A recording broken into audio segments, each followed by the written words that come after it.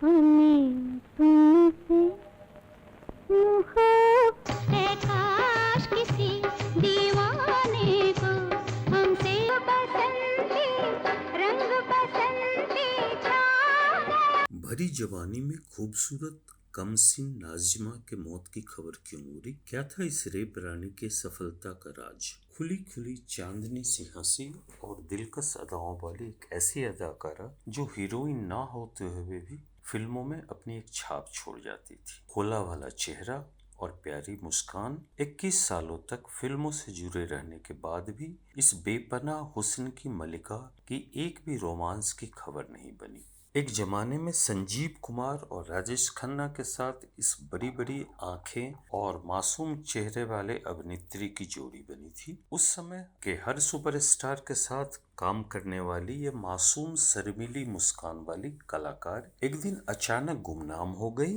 और कैंसर से उनके असामयिक मौत की अफवाह फैल गई। सपोर्टिंग चरित्रों में इन्होंने इतना नाम कमाया कि नई और छोटी मोटी अभिनेत्रियां इनके साथ स्क्रीन शेयर करने से घबराती थी। कहते हैं कि सिनेमा में बलात्कार वाले दृश्यों के लिए यह निर्माता निर्देशकों की पहली पसंद हुआ करती थी और फिल्मी पत्र पत्रिकाओं ने इन्हें रेप क्वीन के नाम से नवाजा था।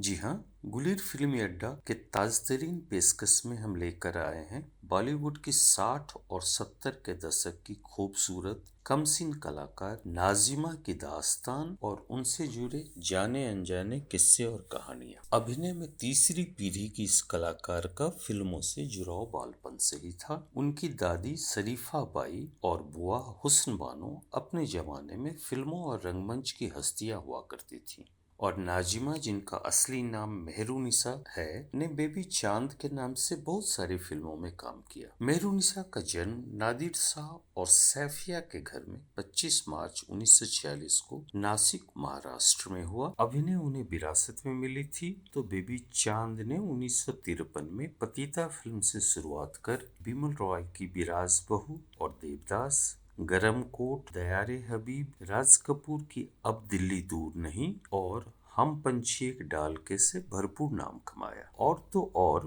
1958 में ही लगभग 12 साल की उम्र में कमनीय नाजिमा स्टंट फिल्म प्रिंसेस साबा से मुख्य भूमिका में फिल्मी पर्दे पर दिखी। हीरोइन के तौर पे 1961 में 15-16 साल की कमसिन नाजिमा ने उम्र कैद, जिसे उनके फूफा आसफी रानी ने डायरेक्ट किया था, से उन्होंने अपनी पारी का आगाज किया।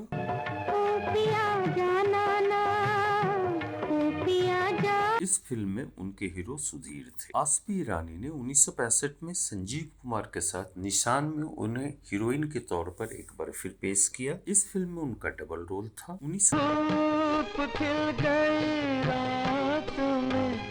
1967 में फिल्म औरत में उनकी जोड़ी राजेश खन्ना के साथ बनी। पद्मिनी और फिरोज खान फिल्म के अन्य मुख्य कलाकार थे। हम तो कब से हुए तुम्हारे, चुप थे लाज शर्म के मारे। 1959 में उन्होंने राजेश खन्ना के साथ एक और फिल्म डोली में अभिनय किया, किंतु इस फिल्म में बबीता की मुख्य भूमिका थी और उन्हें प्रेम चोपड़ा का साथ मिला था। चढ़ के दुल्हन ससुराल चली डोली। 1969 में वारिस में वे जितेंद्र की बहन की भूमिका में दिखी। इस फिल्म की हीरोइन उस जमाने में तेजी से उभरती हेमा मालिनी थी। इस बीच उन्होंने कई और सुपरहिट फिल्में जैसे कि प्रमोद चक्रवर्ती की जिद्दी,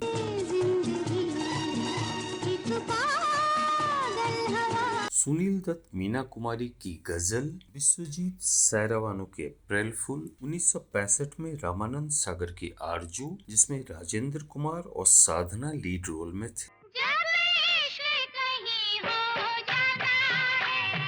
धर्मेंद्र आशा पारेख के साथ आए दिन बहार के,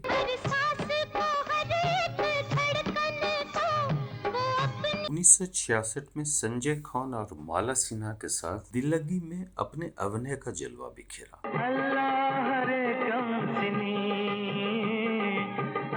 नाजिमा की किस्मत बुलंदी के आसमान पे पहुंच चुकी थी। आरजू के लिए उन्हें बेस्ट सपोर्टिंग एक्ट्रेस का अवार्ड मिला। कौन है ये तुम्हारा? यही तो है वो जो मेरी दुनिया लूट के चला गया। इसी को तो ढूंढने दिल्ली आई हूँ। सर, तुम इस तस्वीर को गौर से देखो। कहता था ओखले का रहने वाला हूँ। तुमने ऐसे कहीं बाजार में, कहीं किसी जगह देखा है? नहीं उषा, मैं सरजू नाम के किसी आदमी को नहीं जानती। 1972 की फिल्म बेईमान में उन्हें मनोज कुमार की बहन का किरदार के लिए बेस्ट सपोर्टिंग एक्ट्रेस के लिए नॉमिनेट किया गया। बात का वो काम पे गए, बस आते ही होंगे। आ गया। यही है मेरे पिताजी।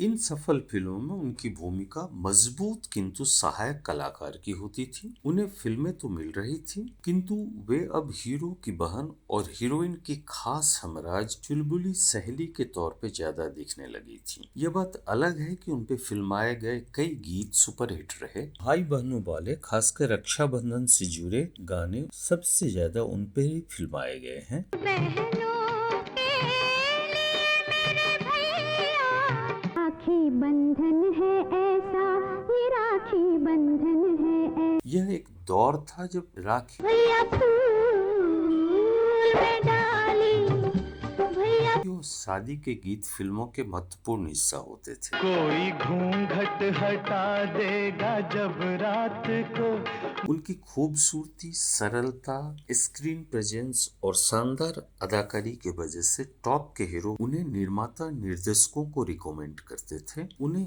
हीरोइन के बराबर के ही लंबे रोल और गाने मिलते थे। शायद इन्हीं वजहों से उस दौर की कई हीरोइन उनसे खार भी खाती थी। यह हिंदी फिल्मों का वह दौर था जब आजाद भारत युवापन की तरफ बढ़ रहा था और फिल्मों में मनोरंजन, रोमांच के लिए कैबरे,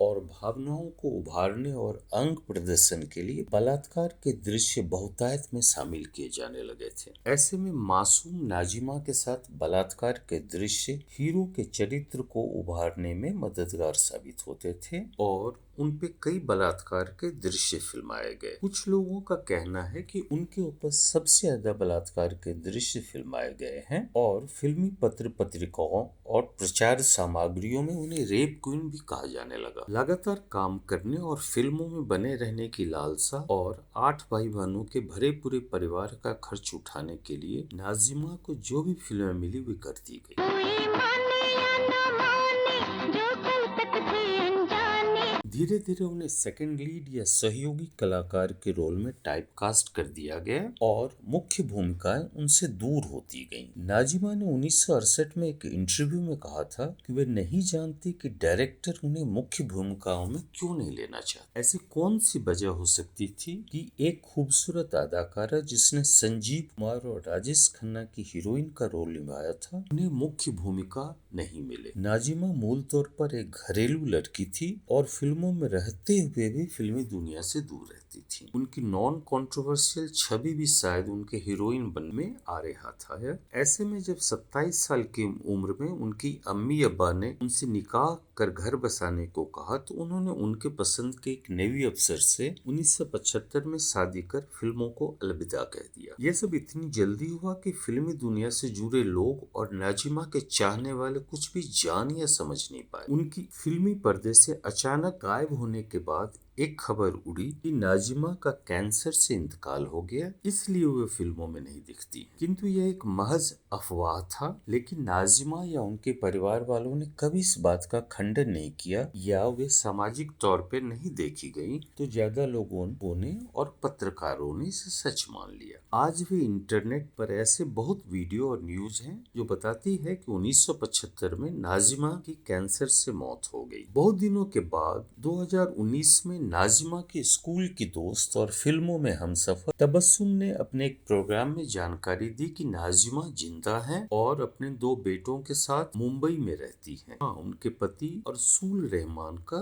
2018 में इंतकाल हो गया। कुछ लोगों का कहना है कि शादी के बाद नाजिमा अपने पति के साथ फिल्मी दुनिया से दूर इंडोनेशिया में रहने लगी थी। 1975 में उनकी सन्यासी और दयारे मदीना जैसी फिल्में भी आई, लेकिन उसी साल आई रंगा खुश को नाजिमा की अंतिम फिल्म माना जाता है। वैसे बॉलीवुड से अलग हो जाने के बाद भी उनकी कई फिल्में जैसे कि बदनाम, नाटक, फौजी, मेरा वचन गीता की कसम, खूनी दरिंदा, लव एंड गॉड आई। इनमें से तो कुछ बरसों से बन रही थी और नाजिमा के मौत की झूठी खबर का फायदा उठाने के लिए पौने पौने प्रदर्शित कर दी गई। के आसिफ की लव एंड गॉड शुरू होने के तकरीबन 23 सालों के बाद 1986 में आधी अधूरी रिलीज हुई थी। उनके मौत की खबर की तरह उनके रेप रानी का खिताब भी हकीकत कम अफसाना ज्यादा लगती है। वैसे भी उन्होंने 21 सालों के लंबी फिल्मी सफर में तकरीबन 30-35 फिल्मों में ही काम किया। इनमें से 5-6 तो चाइल्ड आर्टिस्ट के तौर पर थी और तकरीबन 10 फिल्मों में उनका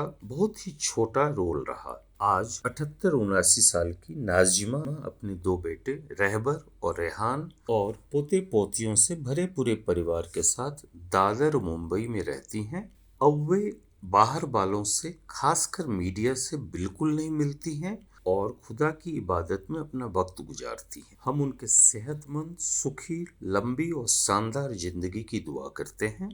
गुलिर फिल्मी अड्डा का यह वीडियो आपको कैसा लगा, हमें अपने कमेंट के माध्यम से जरूर बताएं। आपकी राय हमारे लिए महत्वपूर्ण है। अगर वीडियो अच्छा लगा तो चैनल को लाइक, शेयर और सब्सक्राइब करें। धन्यवाद, शुक्रिया।